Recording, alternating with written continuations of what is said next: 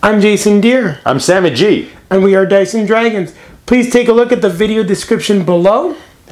There you will see our timestamps as well as some information as to what the video is about. So, stay tuned. It's coming up. Enjoy the show. What up, gamers? Today on Dice and Dragons, we are going to be reviewing Unearth by Brotherwise Games. Sammy G, tell us a little bit more about this fantastic game. Well, it is designed by Jason Harner and Matthew Ransom, and Ransom, you gotta believe that that's a pseudonym. I don't know. I mean, I thought I heard of Captain Ransom before, but maybe that was on a show. So I don't know. Have you ever met a Ransom in real life? I haven't, which is why I think it's a pseudonym. But don't worry, we're going to unearth the truth. Okay.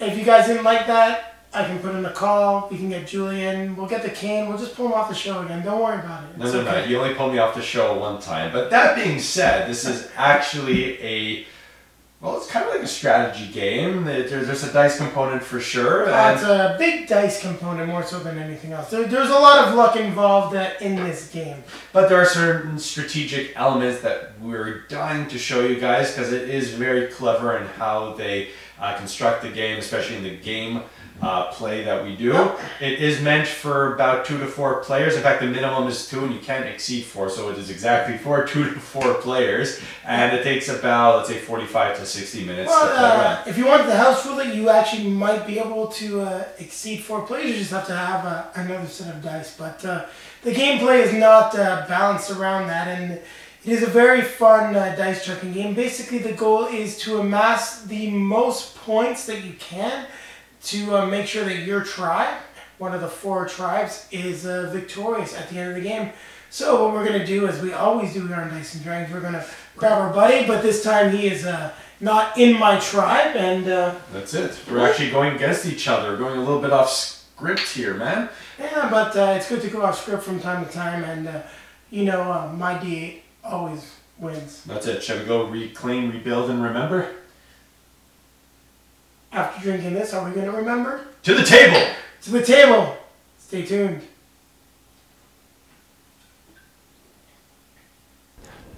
So welcome guys to Unearth. I've already taken the liberty to unbox all the components in the box. And there's quite a lot of stuff in here, which is nice. There's a lot of things to sink your teeth into. So we're going to start off with these very delicious and nice assorted dice. They look really tasty, of different flavors. Super, super nice dice, even though they're kind of like your regular 6-sided dice. Your 1d4 per person, as well as your d8s. You have your Ruin deck. You have your End of Age deck. You have the turn order as well as the scoring card. They're double-sided. Here you have your Delver deck, which we're going to get into, your tokens that correspond to the name Wonders. And one of the gripes we have is, as you see, the Wonder deck, it's the same backs, but with these particular 2 cards, with the Greater Wonders and the Lesser Wonders, you're going to always need that in the setup phase. So maybe it was an oversight why they made it the same back, but we would have liked to have seen something different in terms of the backs. We could easily pull that out. And over here we have really just a whole bunch of named wonders that you're going to get dealt randomly during the setup phase.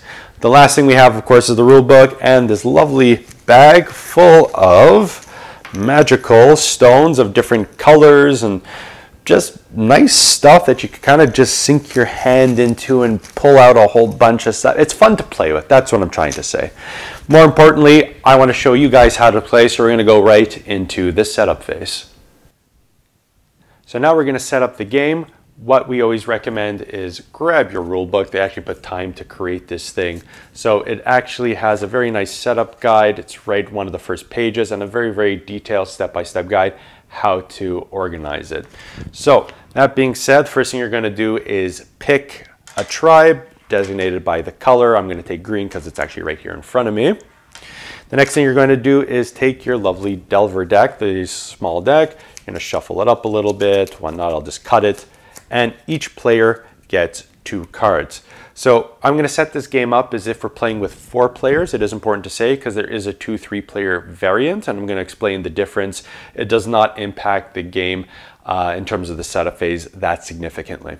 So each player would get 2 Delver cards. We're going to set that aside here. The next thing we're going to do is pick the end of age card. So once this card comes out, that is the last card. No other ruins will come out. So you're going to pick one of the end of age cards and remove the rest from the game. The next thing you're going to do is pick up these lovely ruin cards, give them a shuffle. Each player would get one that is kept face down and secret. That is where the strategy element comes. And before we put these away, what we need to do is, for a 4-player game, remove 1, 2, 3, 4, 5 cards from the top. Take them out of the game. The 2 3-player variant would be to remove actually 10 of these ruin cards to start the game. And after all those are removed, I'm going to deal 5 face up. 1, 2, 3, 4, 5. They're all upside down. I'll give these a little turnaround so you guys can see the lovely artwork on this. And as I'm setting this up, again, the 2 3-player variant, what would happen is that you would only deal 4 of these ruins, and the remainder of the cards will go right here on top of the end of age card. So we see numbers listed down. Some have 3, some have 2. That refers to this lovely bag of stones. And we're going to place a number of stones equal to the number that is in that bottom corner. So on this guy, that would be 2. On this guy, it would be 2. 2 for this one. 1, 2, 3, and 1, 2, and 3 for that one. This we're going to set aside. These are going to come in handy later, so we're just going to keep it aside for now, but keep it within arm's reach. And the last thing we need to do here is our named wonders. So that is this deck over here. And we're going to deal these out after shuffling. 1, 2, 3, 4, 5, 6. Why I place 6 cards is because the actual number you're supposed to deal out is the number of players plus 2. So for your 4-player game, that would be 6. If you're playing a 2 to 3-player variant, that would be only 4 or 5 of these named wonders. I'm just going to bring them down a little bit. You guys can see it a little bit better. And the last thing, of course, as we mentioned in the components, is you need to have your lesser and greater wonders. So now that we can see everything here, we're going to set the greater wonder tabs on the greater wonders, these lesser wonder tabs there, and of course with the named wonders, we're going to match the symbols to the actual wonders that we have out. So I'm not going to set all of them up because I don't want to go through this whole stack to find them, but that's what you would do for the setup phase. And more or less that is it. We have to determine who would go first. We would roll a dice, and the one with the highest roll would be the one to go first. So stay tuned for the how to play. So now that we're set up, we're going to go into the actual gameplay itself. So the first objective that we need to do is, of course, collect as many points. Now, how do we do that? Well, we're going to refer to this nice double-sided card, and here we see the points that we can get. So as we see on top here, we have, by collecting ruins, you get a certain amount of points. What does that mean? So if you collect any ruin, it's 2 points. But if you collect 2 of the same set, it's worth 6, 3 of the same set, 12, 4, 20, 5, 30. And what is a set? Well, as we see here, this 13 card, that's a kind of bluish gray color with this bluish gray color as well. That is all part of the same set. So the more you collect of that set, the more bonus points you get. My hidden card, don't tell anybody, is this lovely green one.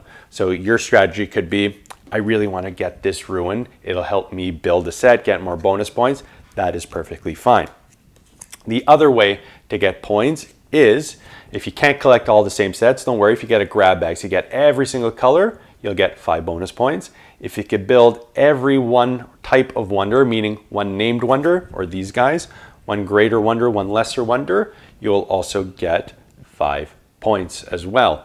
And some of these wonders actually give you victory points just by the nature of the named wonder itself. So how do you actually go about collecting these ruins? Well, it's quite simple. So we have our delvers here represented by the dice, and we have some bonus cards in the delver cards. So some of these things can actually help you out. So for instance, this ancestral claim says you can give your next d6 roll a +2. What does that mean? It could be better or worse. So what you essentially do in your turn, you play any number of Delver cards that you want. It could be 1, it could be 0, it could be, I have 4 here, it could be 4 of them. And what you would then do is roll and pick a dice. So you could pick any one of these and roll it. Let's say I pick this one. Before you roll, you have to say which ruin you're going to delve. So let's say I have the green property here. I want to go for my green ruin. So I'm going to say I'm going to roll a d6 on this ruin here and roll it. And I score a 5. That's what would happen. I place it on that turn or on the ruin, and that's my turn. It would then pass to the left to the next player, who again would play any number of Delver cards, declare what dice they're picking, which ruin they're going to play it on, and keep rolling. So to actually collect the ruin itself, the number of dice on it, because there could be multiple players going for it, has to be greater or equal to the number. So in this case, the green has a 5, a 2, the blue has a 4. Together, that is 11. So right now there is enough to actually claim the property. But who does it go to? The ruin goes to the player that has the highest roll. So if there is, well, in this case, it's a 5, no problem. If, however, let's say the blue player had a 5 as well, well, there's a tie here, and then we have to go into a tie-breaking action, which means we look at the type of dice. So if the green player still rolled a 5, but on a d8, because the d8 has more sides to it, the tie would actually go to that player. So the green would still win the property here. If it's a d6 versus a d6, it would then go to the next highest dice. And in this case, the green would win by default. So it would also claim the property. If, for example, the blue player also has this for whatever reason, we're way over the amount of points here, well, then it doesn't go to anybody and we remove the dice and that's it. The ruin actually stays there. So there is an impossibility where it may happen that nobody gets that ruin. But now that you collect the ruin, you would put it face up into your hand. And as we remember, there was a blue, or the blue tribe had a Delver on there, so he would actually draw a Delver card, and that's how you would build up the Delver cards in your hand. If the yellow player had dice, they would also, but because in this particular example, there wasn't any, well, you know, they don't get any cards. So sometimes the strategy is I want to at least touch every single, you know, ruin out here so I could try to get these Delver cards and build up my hand and give me more available options and strategies to try to get as many ruins as I can. And using this, I could then manipulate the dice roll and re-roll. So there's a lot of good, powerful things that you can do with these Delver cards. The last thing I want to say is these stones. What can you do with these stones? Sorry, we're going to replace the ruin. We're going to add again the amount of stones as listed here. So how do I get those stones? Well, depending on what dice you roll, if you roll a 1, 2, or 3, regardless of the dice you roll, so I rolled a 2, I would be able to get a stone. So for every roll that I do that is a 1, 2, or 3, I would get some stones. And if I keep rolling and the blue plays a 1 and he gets a stone on this, well, there's no more stones left, but that's okay because they would go into this bag of goodies and draw something randomly out of the bag. So there's a little bit more random chance to that. Now, how do you actually utilize these stones? Well, you can build with that. So I'm just going to take a nice grab bag of stones for myself here. I'm going to clean up a little bit of the clutter. Sorry. And let's say I want to build this Eternal Flame. On each card, we see that there's sometimes colors. Sometimes in the case of the blackened cenotaph, we see that there is kind of pairs, 2 + 2 + 2. And other ones here, we have 3 black +1 +1 +1. There's always going to be 6 stones required to actually build one of these wonders. So in the case of the Eternal Flame, I would need 3 + 1 of anything. So that would be something like this. And now that I have 6, I would take the actual ruin itself and very cool because it's all of the same geometrical shape. Build like so. And surround it like so. And we have a wonder build, which we would keep in our play area. And of course, we could take the card here to refer to it. So for instance, this one, it says when a ruin that you have no dice on is claimed, I may draw a Delver card. So like I said, in this case, if I didn't have a dice on it, I wouldn't normally get a Delver card. This Eternal Flame allows me to get a Delver card nonetheless, even if I'm not there. And what's really cool about this, and what I like, is that you can then reuse these stones to build other structures. So for instance, I want to build a Lesser Wonder. To do that, I need 6 of anything. So in this case, I could take a Lesser Wonder and use the same stones that I had before and keep building on it. So I don't need 6 again, I just need an additional 4 stones to keep building, and so on and so forth. By building these wonders, as I said, if you collect a greater, you build a greater, a lesser, and a named wonder, you get 5 bonus points. These greater wonders can net you anywhere from 6 to 8 points. The lesser wonder can net you anywhere between 2 and 4 points. And you go about your turn either building, collecting, rolling, trying to, mess around with your fellow friends, trying to win the properties. It could get quite fun. So that's pretty much the gameplay. You keep rolling dice, collect stones, grab properties, grab those ruins, replace the ruins, and build more stuff and more wonders, and keep rolling. And yeah, it could get quite amazing after. And especially if you have 4 players all vying for that same ruin, the scarcity actually throws, it throws wrenches into your plans where, oh, I really wanted that green, I really wanted that blue, and somebody snuck it away from me because they have something that gives them higher rolls on it.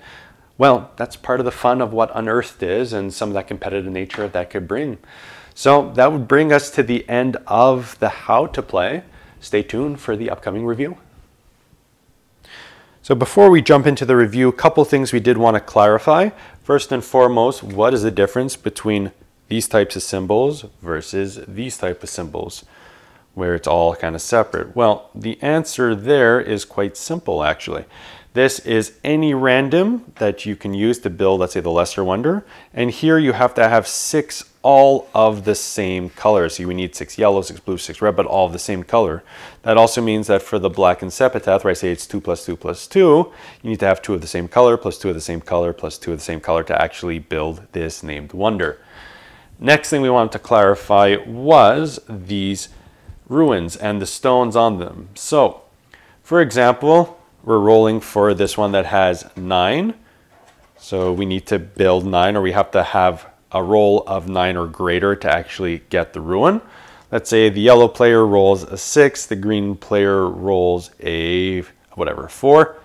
It would actually go to the yellow player, we know that. However, there are some remaining stones on the ruin itself.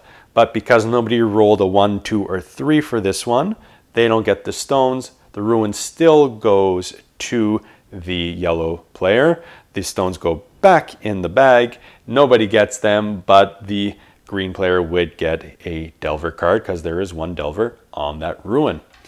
And last thing we wanted to say is that this game is actually quite nice in terms of the cleanup, because they have presented a very beautiful box, room for all your cards, your ruins, the little hexagonal named wonders, the lesser wonders, the greater wonders, your named wonders on the bottom. It's pretty cool. It's nice. It's a nice to have in the box. We want to show that to you guys. And now we'll go back into the review. So, Unearth, what do you think of the game? Can I call it cute? You can definitely call it cute. I mean, if you look at the box art, it's definitely a little cartoonish and definitely designed to be approachable. It's not like Hate, as we saw on Kickstarter, which was like ultra super 18 mature, almost like bro, a little too much. But you might be seeing that on the channel when it comes out. That's it. Look, it's a fun game. I really did enjoy it. I think the key to this game is flexibility in terms of your strategy, because as we know, with any luck component, sometimes you have a nice big plan for something. I'm going to take this ruin, I'm going to capture it. I have a 70% chance. You roll your d8 and you get a 1. So yes, you get a stone, okay, but at the same time, that was not what you were planning on doing. But had you played Delver cards before, you could have made it happen. It's an interesting game. Yeah. And as I said, the key to victory here is flexibility. I think it's a good family game. It's friendly, it's approachable, it's very easy to get into. You can really teach anyone the game.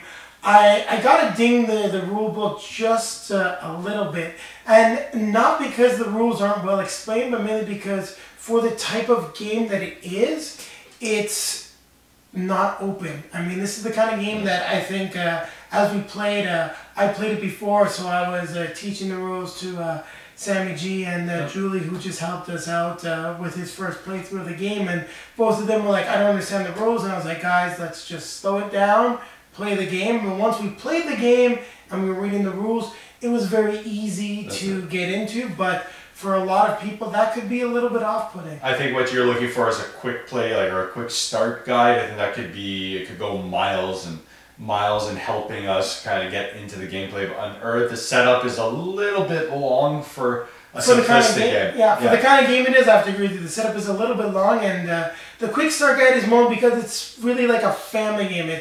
The rulebook is built like a hobby game rulebook, which I've got no problem going through, and neither does Sammy G. But for a family, I mean, you kind of got to sit down and read the rulebook first, and I got to just knock it a little bit for that, unfortunately. And what we also found out, this game is much better played with 4 players. I think there is a scarcity of resources, and that's also the name of the game. So the more players you have, the more you have to adapt your strategy, the more flexible you have to be to actually get those victory points, to collect those ruins, and eventually win the game. Actually, the first time that I played this game was at an event that was actually sponsored by the makers of Splendor. They donated a copy of the game, and that was really cool. But the first time we played it was with 4 players, and the one thing we did actually see was a denial of resources. We had people taking the stones to prevent somebody from getting the ruin that they wanted, which in a 3-player game, it didn't really happen. I think it was not so much denial of resources on the stones, it was really more focused on trying to deny people the ruins. And the fact that we're going back and forth like this in terms of strategy just shows you how clever it is and how simple the game is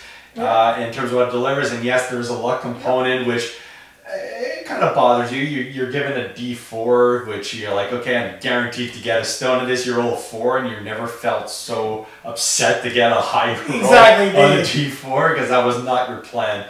This isn't your D&D cleric roll where you take your D4s and you go, I just healed 12. Yeah. Suck it, DM. This is like I got a 4, seriously. So, we've talked enough about the game. So, Sammy, what would you score the game? Honestly, 8 on 10. I really did like this a lot. I think there is the luck component, which is always kind of hard to kind of give a score on, but at the same time, it's anybody's game at any point, and again, it comes back to that flexibility. So during our playthroughs that we did, I started on one strategy, like I'm going to collect only these ruins of these color. Then I saw that was getting shot, so like, you know what, I'm going to start building wonders, and I'm going to try to collect the points that way. Anyway, it worked out very well.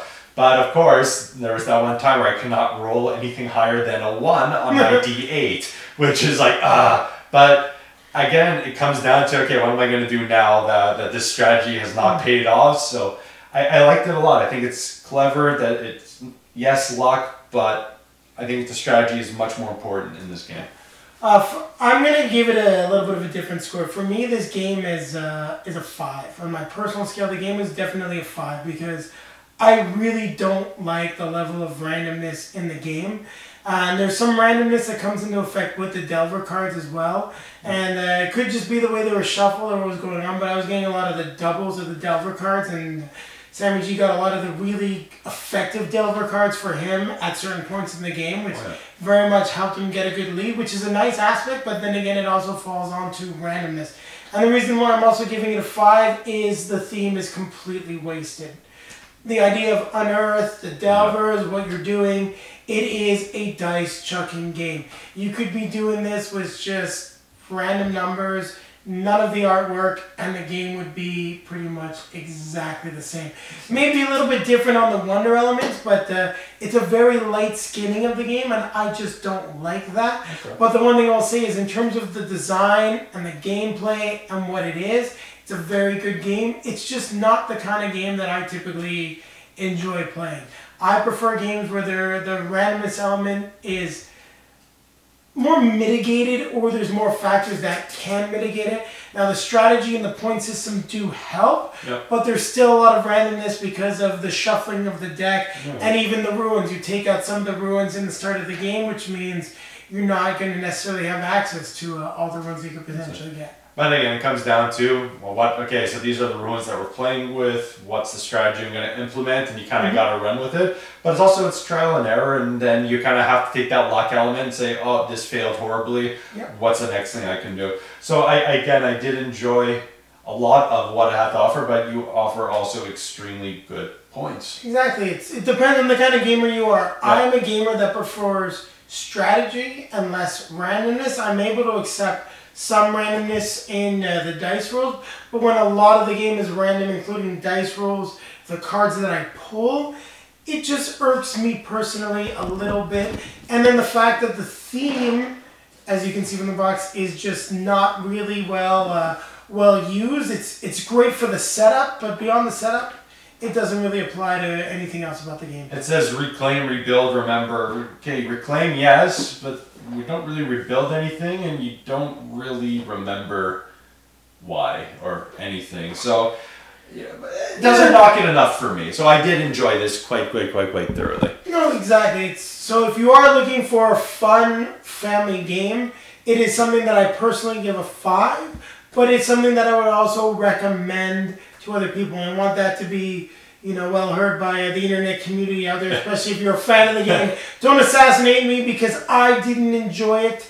It's just not the game for me, but for the type of person that maybe likes games like you saw on this channel, Journey to Mordor and other dice chuckers, it's a game I would definitely tell them that should probably be in their collection. Absolutely. So from us at Dice and Dragons, thank you very much for watching. As always, grab your drink, grab your buddy, and keep playing those games. Keep playing games. So, any word on Ransom yet? I know you've been looking. Nothing yet, but I'm on you, Matthew Ransom. I'm on you like flies on. No, it's a family show. It's a family show. Flies on. Sugar? Sugar? Yeah, sugar. They are all over sugar. Flies on sugar. Be careful, Matthew. We're coming for you. Hey, thanks very much for watching, guys. If you like what you saw, as always, please comment, please subscribe. Won't cost you any gold, XP, willpower, nothing. It doesn't cost you anything. Yes, and if you'd like to follow us to get some more information about when there'll be some new videos and what our upcoming content might be, please follow us on Twitter at dice_and_dragons. You can find us on Facebook at Dice and Dragons Games. We like to interact with our fans, so please head on over and comment. And then you can see some pictures as to maybe what game's coming up at Dice and Dragons on Instagram. And if that's a little bit complicated, don't worry, we included all that information down below in the video description. So you might see about now some other links to our other content. It's again free for you guys. We love what we do. And as always, grab a drink, grab your buddy, keep playing games. Keep playing games.